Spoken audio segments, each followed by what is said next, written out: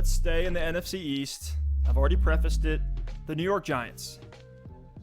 I think it's going to be a gamble on two things if you're investing in this offense.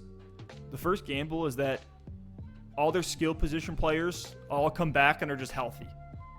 Sterling Shepard's missed a ton of time throughout his career. Evan Engram hasn't exactly been the epitome of good health, even though it seemed like last year he kind of turned the corner on that. The second gamble is if Daniel Jones can ascend. Can Danny Dimes be that franchise QB for the Giants? Because if you look at this weapons group for Daniel Jones, I mean, he has no excuses not to produce this year. In a soft division, he has Saquon Barkley, this generational playmaker, generational running back who can get it done through the air, should help Daniel Jones as far as his efficiency goes.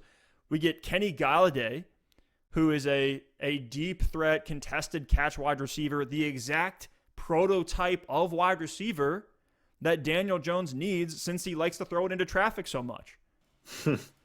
So we may see Daniel Jones pull a Josh Allen. I'm not saying this is going to happen. I'm just saying it's potentially possible that Danny Dimes pulls a Josh Allen and Kenny Golladay is Stephon Diggs of last year. I think the upside is there. Probably not going to happen. But then beyond that, you have Sterling Shepard. He's a consistent veteran, possession receiver that can dominate in the slot, especially if this offense is humming. He has been the target leader throughout the last couple seasons when he's on the field. So for all intents and purposes, he was the one before Golladay came in, probably going to play the number 2. We have Darius Slayton as an explosive field stretcher who has had games where he's carried the entire offense. And then Kadarius Toney's brought in the first round as an explosive weapon that can be used all over the field and on special teams. So I think at ADP, all these guys can be values. Now, I'm probably not going to go out and draft Sterling Shepard or draft Darius Slayton, but there's certainly waiver names, guys to keep an eye on. They're going to end up on rosters, and I love the super late dart throw on Toney.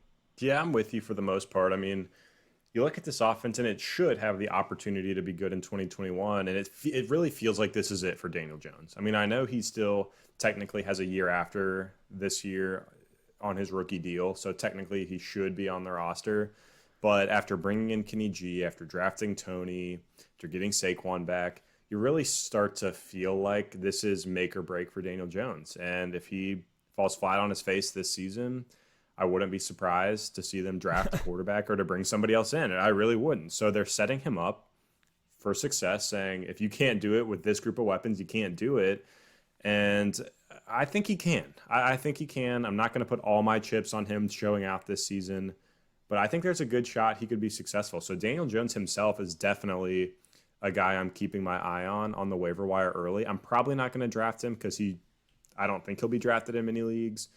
But if he comes out week 1, week 2, and he's looking pretty good, I'm happy to scoop him up right away because that could be a trend of things to come for Daniel Jones. Loved him going into last season. The wheels fell off early last season, though, for New York. So I don't know how much of it was just absolute dysfunction within that organization. You think about Saquon going down early in the season. Daniel Jones was dealing with injuries of his own with his hamstrings. And then you've got Golden Tate causing all sorts of problems. Sterling Shepard, you said it, battling injuries. Evan Engram, out of nowhere, just totally sucked. Finally stayed healthy.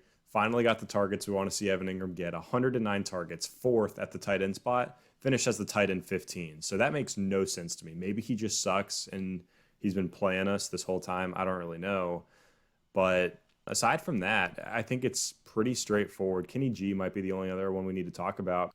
But Kenny G is where it gets interesting to me because I think he's an extreme value. Right now, Kenny G is going in the back of round 5 per Underdog Fantasy. That is the wide receiver 25. He's being drafted outside of the wide receiver 2 range, and the Giants just paid him a 4-year, $72 million deal. With that contract, I expect the volume to go up for Kenny G and what he was seeing in Detroit. I expect him to get more targets. They might not be as efficient targets. They might not have the depth of target that he was getting from Stafford.